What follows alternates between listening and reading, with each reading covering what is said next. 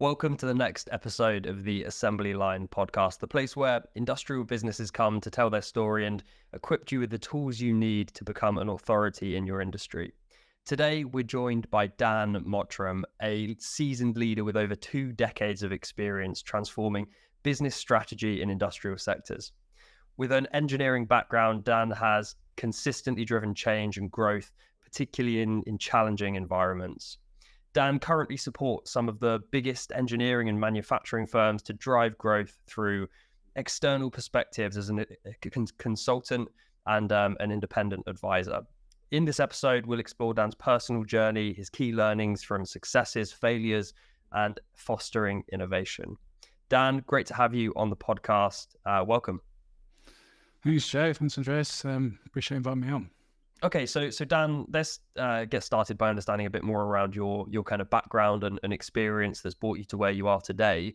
Obviously, you began in engineering and obviously have quite a technical background, but have since moved to quite a sort of strategic and commercial role driving the direction of these organizations. What got you into engineering in the first place? And tell us about some of those personal stories and experiences that took you there. Okay, yeah. So I'll give you the kind of abbreviated version, which is I was very interested in STEM subjects at school, particularly physics and maths. And so I was naturally leaning towards engineering going into later education. So that flowed into a master's and then graduate programs with aerospace and defense companies. And I've just really had a passion around that whole field. And so I followed that through to around mid-20s where I hit really a point where I felt that I needed a break out of engineering. I've kind of been in that scene for a long time and wanted to just test my skills in the wider business domain.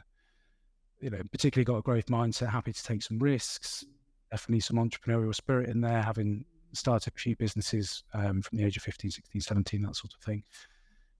And so an opportunity came up to join a major transformation program for a FTSE 100 retail company. So something just totally different. And so I made the switch, started a limited company and went onto that program. And I was there for around 18 months. And really, it felt like 3 years. It was just a huge amount of change going on in that business, totally different to what I've done before. They changed the leadership team out. They changed the CEO. They kind of scaled up, scaled down. And like I say, it was a large FTSE 100 company. But looking back, that has really shaped the rest of my career because during that time, they worked with a number of consulting groups. They had lots of independent consultants in, and I just used that time to become a sponge, basically. I just had a fast track in the world of consulting and models and how to approach problems. And one of the big takeaways for me was that, and I only really appreciate this looking back, is having an engineering discipline. I just built these kind of meta skills that are then totally transferable into other organizations. So the whole thing around, thinking from first principles, trying to solve novel problems, being able to communicate clearly to a wide group of different people. If you think about it in an engineering context, you've got all the different stakeholders you've got to try and pull together to develop a new product. So yeah, just taking that up a level, there was just this kind of toolkit that I could then plug into consulting, and it worked very well. So at this point in my career, I kind of hit another juncture. Now I'm working with different types of businesses with CEOs and leadership teams to think about the future, but I really want to focus on going forwards manufacturing, industrials, engineering companies, because ultimately that is my passion. I've always stayed close to the industry. And I just think it's an exciting time for that whole field, given the amount of change and technologies that are landing. So yeah, that's it. Yeah, so a really good overview. I'm interested to hear about, you mentioned there about some of those kind of like, I guess, side hustles or businesses that you started when you were sort of 15, 16, 17. Would you mind just kind of touching on briefly what that looks like? Is something we find really interesting on the assembly line. So let's have a think about what they were. So around 16, I've always been a fan of fitness. Maybe we'll talk about that a bit later, but I kind of train every morning, 5 o'clock in the morning, 7 days a week.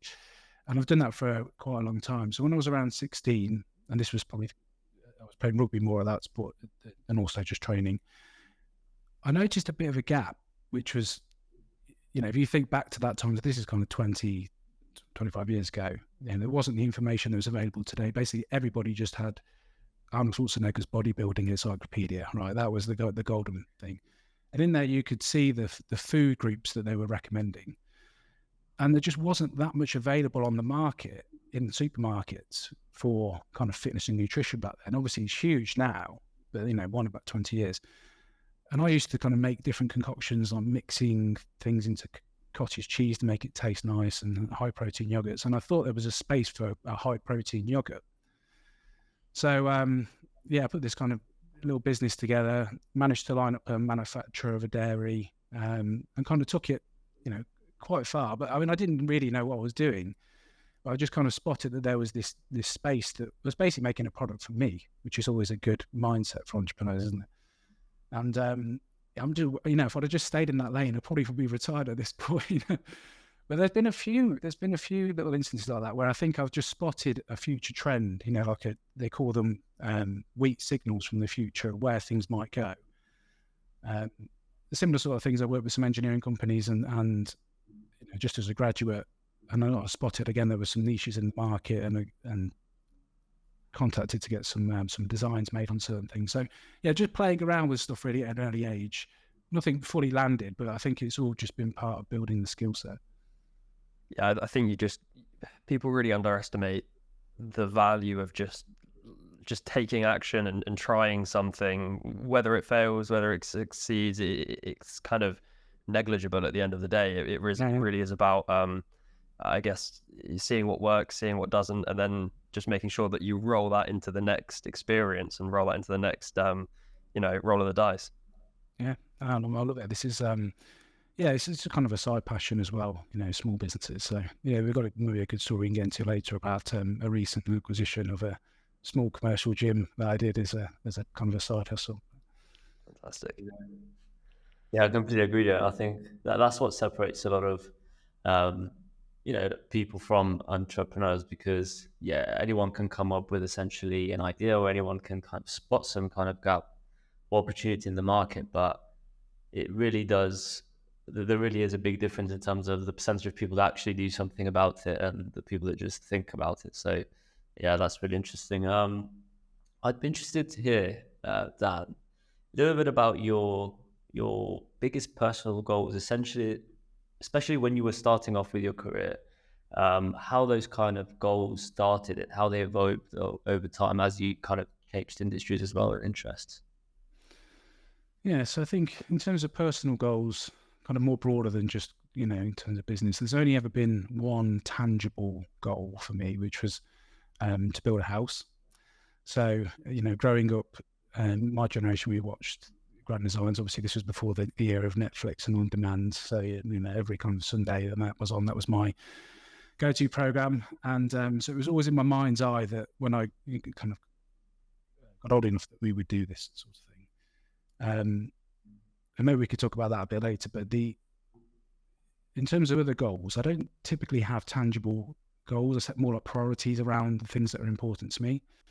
So there's really only three things that I focus on. One, just is family comes first, 2 young children and a wife, and they just get priority. Whenever there's a coin toss between something they need versus work, they always get the call. Fitness, so I'm a real big fan of fitness. Every day get started with some form of exercise, and then learning. I'm just a very curious person, so I spend a huge amount of time learning all different types of subjects, from physics to economics to philosophy. And I think we're in a fantastic time where you've got access to all this knowledge for free. You think about the area we're in, where you get interested in a subject, and you can spend 2 hours going down a rabbit hole on YouTube and audiobooks and obviously AI as well. That we live in a fantastic time if you've got that sort of curious mindset. Yeah, so kind of looping back to the house, this was just one thing, I guess, that was crystal in kind of the vision of the future for me. And there was a moment where we lived in a small village, and I used to do this little 10K run around the village. And there was a moment where you can run down this country lane, and they were building a house in the field. And I'd always stop there and watch this thing, and it's like, I'm going to make this happen.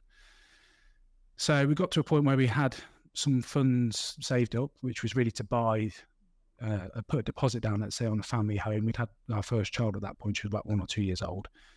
And, I asked my partner if we could use that to try and make this dream happen. And she's, in fairness, she's always supported me on these little endeavors, so I have to credit her for that. But I wasn't naive about how difficult this was going to be. So we sat down and kind of went through the budget of what we could really afford to do. And counter to what people's most believe, it's actually quite expensive to build a house. You watch Gun Designs, but they think they could do it for 100k, and they end up with just putting like a shipping container with some windows in. So given my background as well, one thing I wanted to do was just not fall into the same traps that they do on Grand Designs, which is basically they always design something they can't afford to build. So they kind of do it in isolation of the budget. So we did a first pass of all of that, and we realised that we'd have to buy somewhere that didn't have planning permission. So take a bit of a risk, find something with potential. So the whole journey end to end was about 5 years, chopped up to a year of just trying to find a plot. So going on Google Maps, going to the land registry, knocking on doors, printing flyers, just trying to will this thing into existence. And I stumbled across an acre plot that was just a piece of wasteland on the side of a village.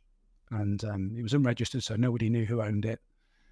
And again, it took me probably about 6 months from that point to trace back who owned that plot of land. You had to get family trees done and all sorts of things. And anyway, went to this house of the person that we thought might own it. And they did, and he was a 98-year-old chap, and he'd owned lots of little pockets of land. And he agreed to sell it me, which was great, and he liked the idea of building a family home on it. But even from that point of shaking his hand, it was another year till the sale completed because there was lots of things that needed to happen.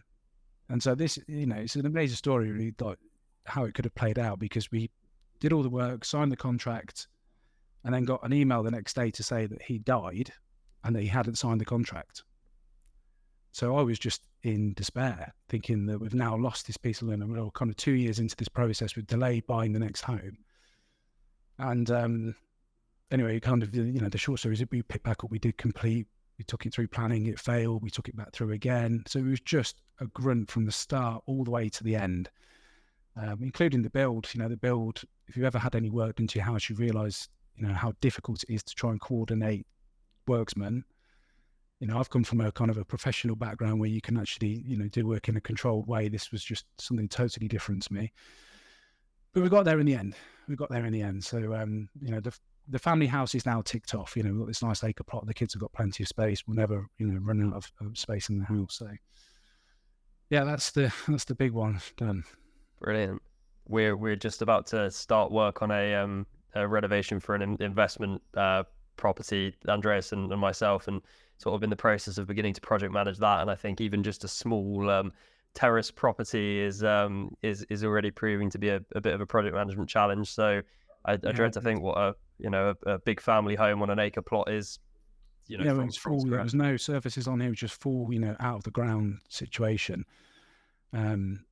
So yeah, and tradesmen are just very difficult to try and nail down. And I kind of appreciate it. You always try to appreciate from things with different angles.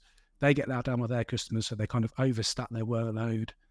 Their business model is they effectively take a deposit from the future job to finish the last job. So they're always working in this kind of reverse method. So yeah, it's not something I'll be looking forward to getting into anytime soon. I think we'll leave that alone now. Got you. Yeah, makes sense. I mean, obviously that sounds like it was one of your kind of really big successes and things that you've ticked off the list. I guess, much younger than a lot of people managed to achieve that. I want to go back to the beginning a little bit and just think again quite a bit more in detail in terms of what drew you into manufacturing and engineering in the first place, and I'd be interested to see what kind of kept you in it as well. What kind of kept your interest in it? Because obviously some different elements draw us into different areas, but it's different kind of factors that keep us within them. So I'd be interested to hear a little bit about that. Yeah, so I think reflecting on why I became first interested in engineering, I think some of it must be in the blood. So my grandfather worked for GE back in the 1940s and 50s and worked on some of their novel propulsion technology. My father had a very kind of technical job, and he would just be constantly doing things around the house, so building extensions, just various different projects, fixing cars. And I was just totally interested in that, and he would obviously let me join in to the degree that I could. And actually, my son's exactly the same. He's 4 years old. He's got his own toolkit. I can't do anything around the house with him wanting to, climb the ladders and drill something. So I think there's definitely something in the blood around the whole just practical element of the world. And so, yeah, it's always been a kind of an interest in, like I say, STEM, physics, all of those sorts of things. It just naturally lent into, well, engineering is the kind of natural application of physics in the world in terms of how we make products. So it just felt very natural. And then I'm also just very excited about the industry. I loved working with companies that make and design products or, their hand-on materials, just solve really novel problems. So that's why, yes, it was fun to go outside of engineering for, 10 years and experience how other industries operate.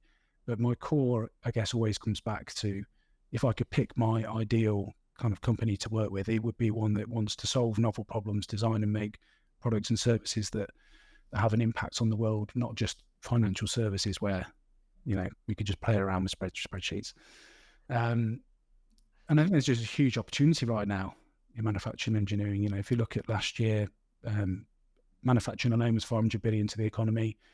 We employ about 22% of the workforce. That's 7 million people. And we do have a great culture of innovation. So the UK is ranked 4th on the kind of global innovation index. And I think we're just primed right now to really lead the way. So we've probably felt the effects a little bit from the Blair era and the globalization and the kind of outsourcing, so we played that card in terms of trying to boost the economy, and it did work at that time. But now we've, need to play a bit of catch up there.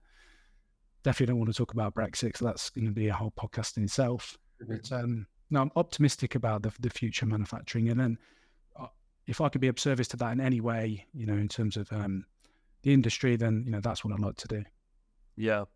I think like we're seeing a lot of across our client base, but also beyond, in terms of this sort of like onshoring idea, in terms of bringing supply chain back, local, back to the UK, the whole like made in Britain sort of icons and brand marks you're seeing on websites is something that people, I think, feel quite proud of to talk about that they're doing, and we're seeing it increasingly at the moment. I guess as part of that, there's a lot of, and I guess this kind of leans into where you can be very much of service to these types of organizations, in terms of your role involves a lot of managing change and implementing change and sort of, I guess, navigating the fallout that can perhaps sometimes arise as a result of that change. What would some of your advice be for the leadership teams or perhaps companies, especially in these smaller businesses that maybe can't afford to bring in a whole new team to address a problem that's arisen, to get through that period of transformation? Where would you start? Where should they begin looking? I think my top piece of advice whenever it comes to change is to really focus on the behaviours instead of the culture. So that's an interesting twist, because we think if you want to transform an organisation, you need to transform the culture. And so perhaps in more large organisations, they'll put a culture program in place, and a culture team, and they'll try and engineer the culture change. Whereas actually what you need to do is focus on the behaviours in the business. So but align the behaviours with the strategy, basically where you want to go. So for example, if you need more collaboration within the teams and that's part of your strategy going forwards, you don't stand up a collaboration initiative. Mm-hmm. You reorganize the work and to break down the silos, so that you naturally change, you kind of use that as a forcing function for the behaviors, and then the culture will change with it. Culture is a behavioral science. You can't really engineer that. It's about creating the environment for it. That's what they said, don't they? Culture is what happens when the managers walk out the room. So you need to create the environment for that culture change instead of trying to kind of engineer it in isolation. Yeah, so that's always my sort of go-to point, I think, on change management. It's a tricky subject. Most of the existing models, the Kotler, the Agile models, have got terrible failure rates. So if you bring in a change manager, that's kind of the novice playbook that they would use. Whereas actually, you need to think about this a bit more holistically, a bit more so kind of psychologically, of what you're actually trying to do.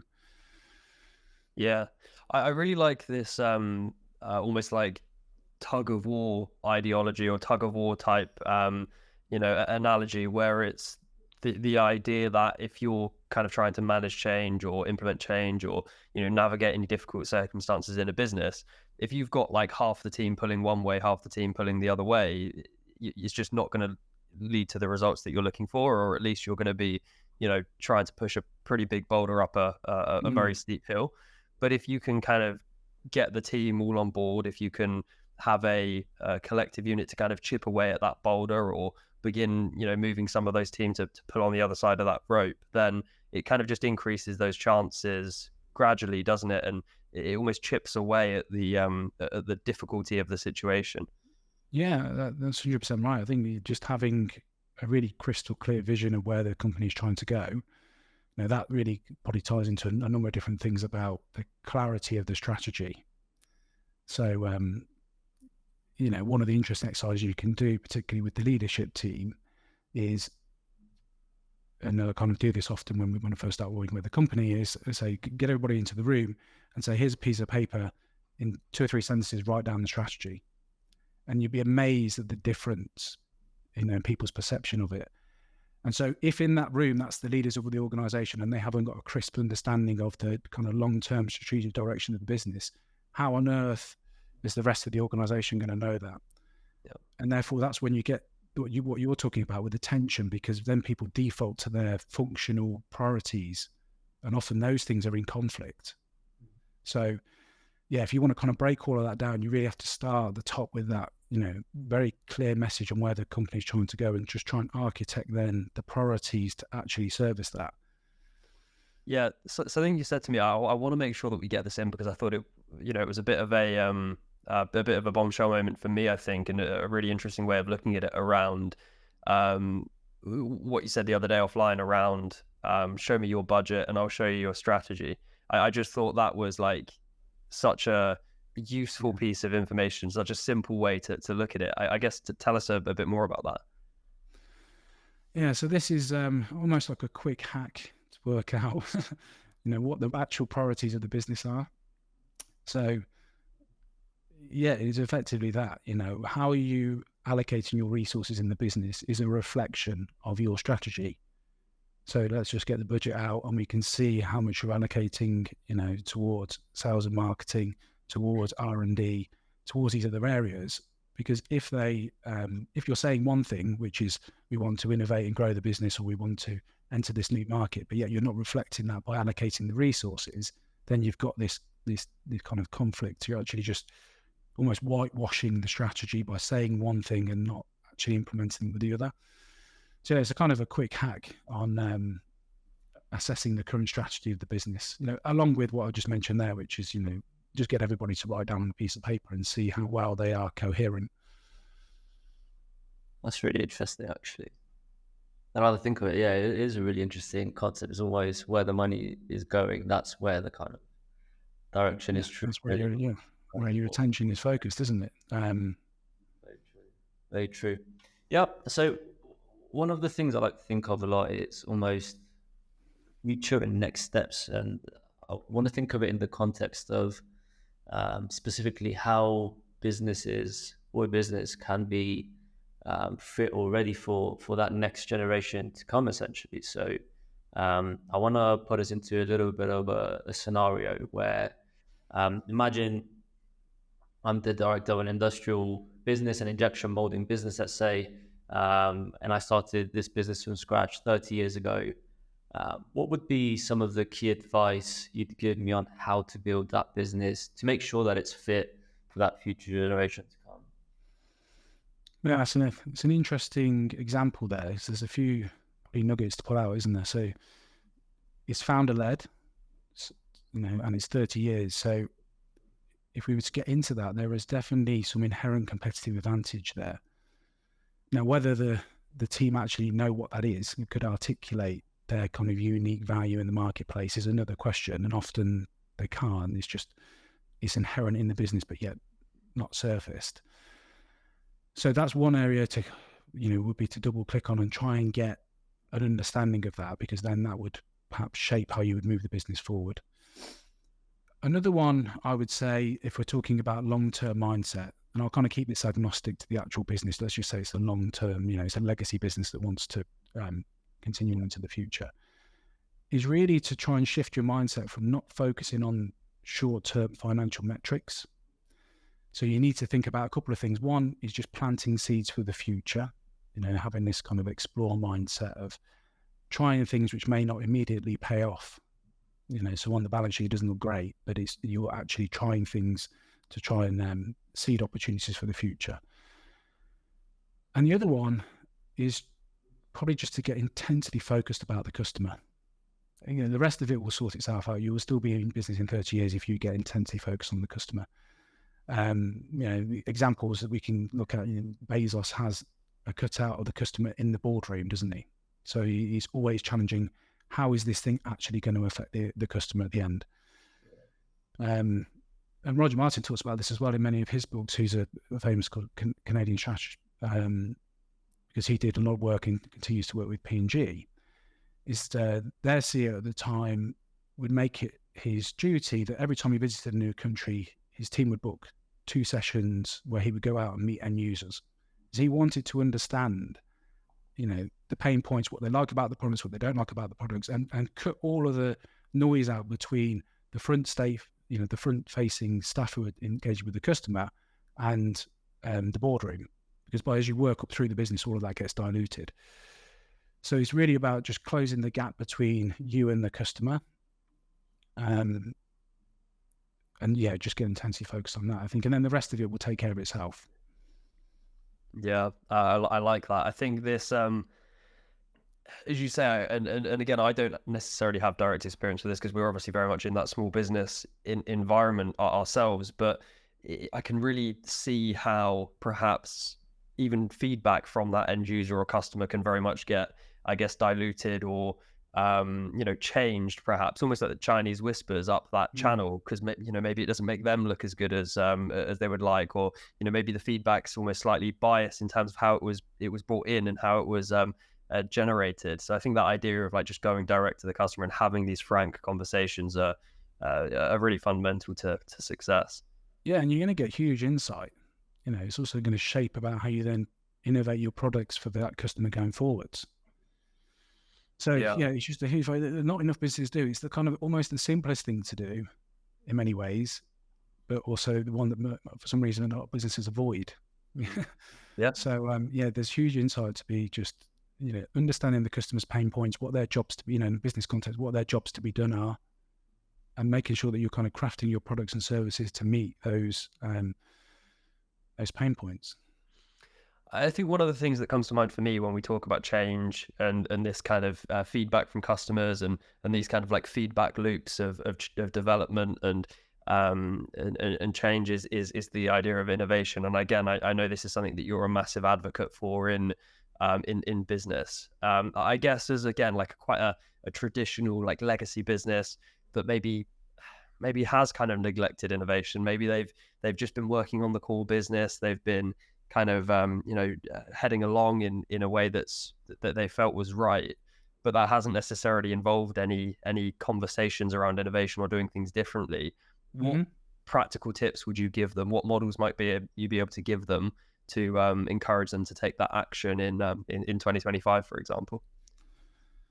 I think the main model, which I tend to try to describe to people, is this explore, exploit principle.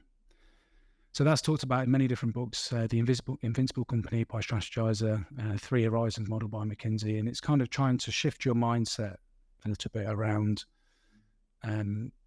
Yes, you need to work on the core business, and you need to optimize the core business, but you also need to be thinking about how do you then kind of grow the business logically or total radical innovation. And a great example we can see this in nature. So bees do this, and bees have survived for 100 million years. And they understand how to optimize their environment. So when bees go out to collect honey, nectar, and resin, they will find a location that has a source. And in a way to communicate to the other bees, they'll do this thing called a waggle dance, right? Which is a kind of a unique choreograph that allows them to communicate the location of that source to the other bees. Now, if you were just totally optimizing your current business in the context of these bees, then all the bees would follow this waggle dance and they would just go to that source. And what scientists have shown is that they've kind of modeled this as a complex system, is that if they did that, then ultimately the hive would die because it wouldn't have any new sources.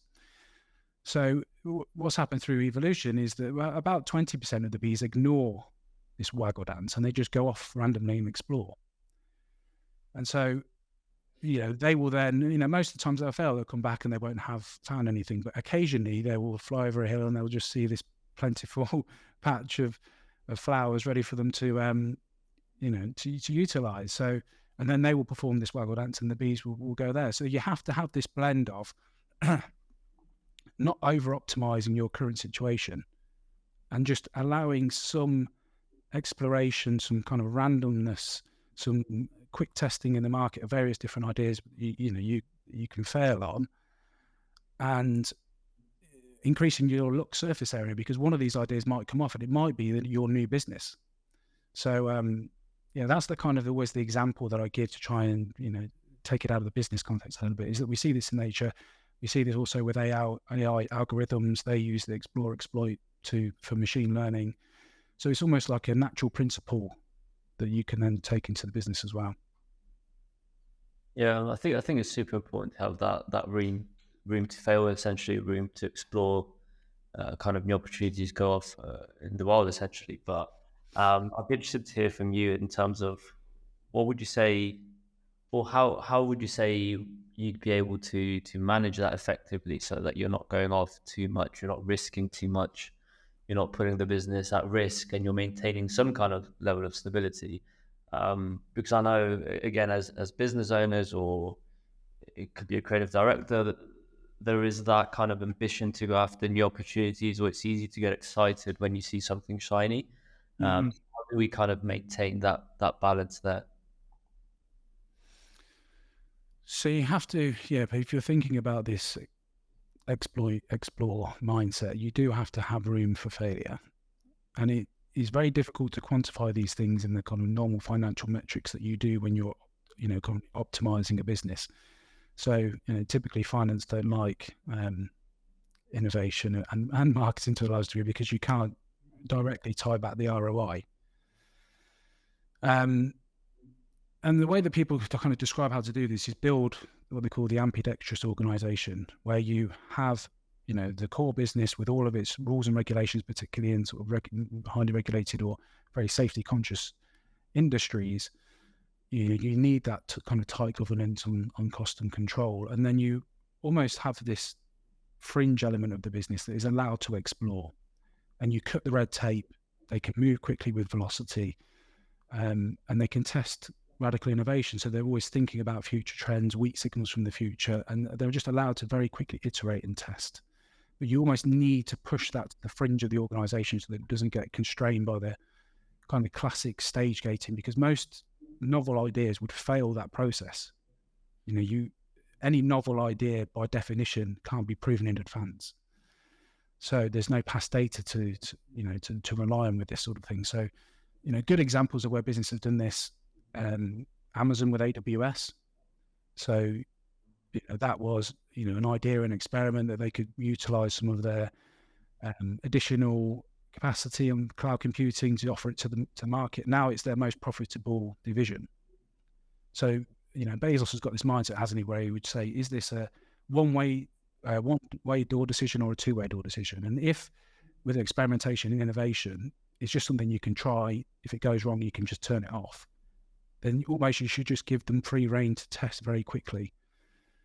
Another good example is an espresso, the Nestle. So that was an idea that was in the kind of core business, and it just couldn't get through. Nestle's core business with coffee is instant coffee. So the idea of having an espresso, which if you emptied an espresso into a jar, it'd be about £30 a jar. It just didn't fly. It didn't make any sense until it was pushed to the fringes. It was allowed to experiment with a different team. And again, now, one of their most profitable divisions. So when it comes to innovation, you do have to think about that, is that it is going to, if it's novel ideas, it is going to meet resistance internally. It's going to be almost attacked by the company immune system because it's change. So you need to, again, create this environment that can allow it to experiment and fail quickly and move with velocity, which often means a different team. It's not going to be the core capabilities of the people that are good at optimizing an existing business. Yeah. Yeah, I really like that, and I love the Nespresso example as well, because they've got the it's that frame of reference with them where people kind of stop using the frame of reference of instant coffee and use it more as, oh, I'm going to Costa, I'll pay £3.50 every day for a Costa, and if it's costing me 47p for a pod, that's a bargain, right? Whereas it's like practically paying you, aren't they? You see? Yeah. It's incredible. And I think I heard another analogy. I think it was Bentley or perhaps Bugatti that stopped. They stopped showing their cars at sort of car events, car expos, and started doing it at jet conferences and jet expos instead. To change that frame of reference. Perception, yeah. So yeah, I think this is the kind of thing that excites me as well. So. And that's what a good organization looks like. It has the balance of both.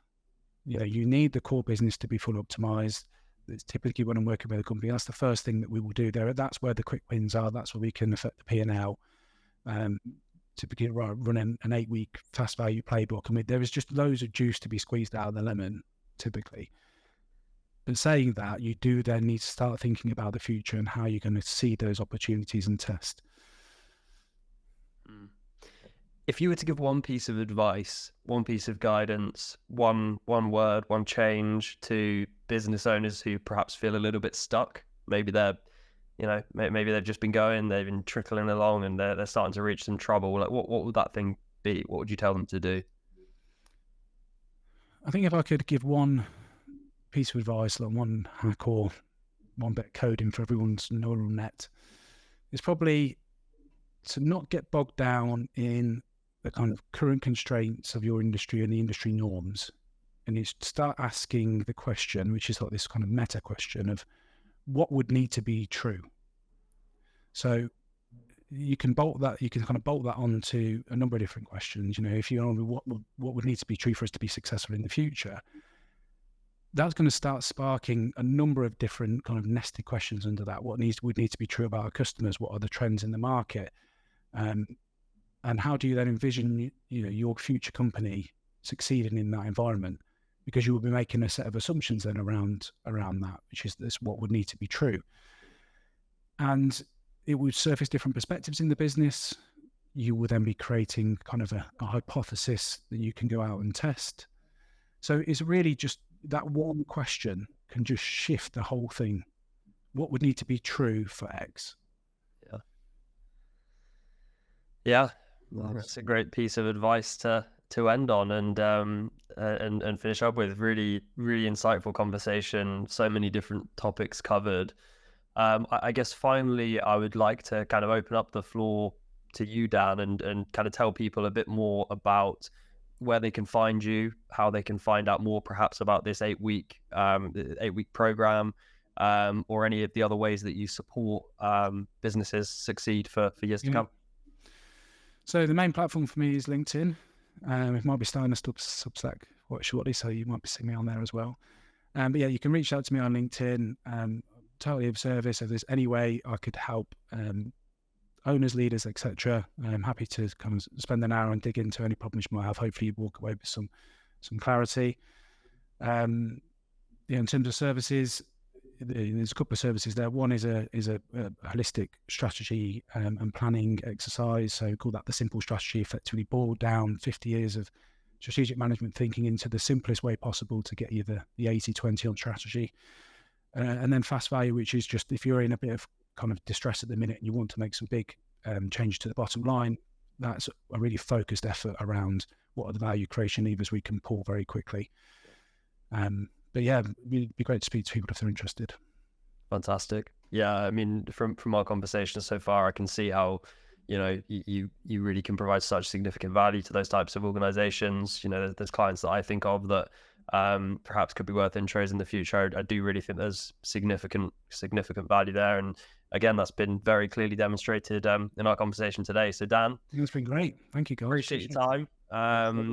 We'll speak to you soon, and best of luck. Thank you. Cheers.